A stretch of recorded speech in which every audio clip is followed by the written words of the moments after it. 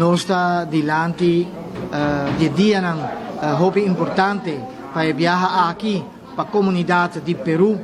Essa aqui está de 2 viagens com a Fundação Fiestas Pátrias Peruanos na Aruba. Também está na bandeira, arriba num dia tão importante para nós como peruano. E nada hobby agradecido com não por a oportunidade aqui, também para isso na bandeira, também para celebrar um dia junto com a comunidade que está na Aruba.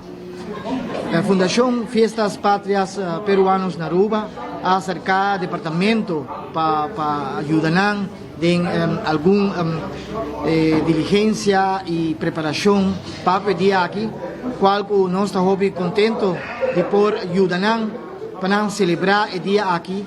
E como Departamento de Cultura, nos quer invitar o povo de Aruba para por unir e vir celebrar junto com nós, e principalmente invitar o povo peruano para vir celebrar o dia aqui, o dia de independência, o dia de bandeira de Peru.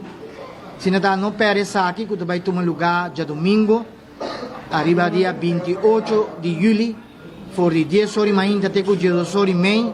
E o programa já o senhor Guillermo explica isso aqui, que vai tomar lugar em Belém Park, que vem nós invitar o povo peruano e o povo de Aruba para celebrar o dia aqui com nós concidadãos, comunidade peruana na Aruba.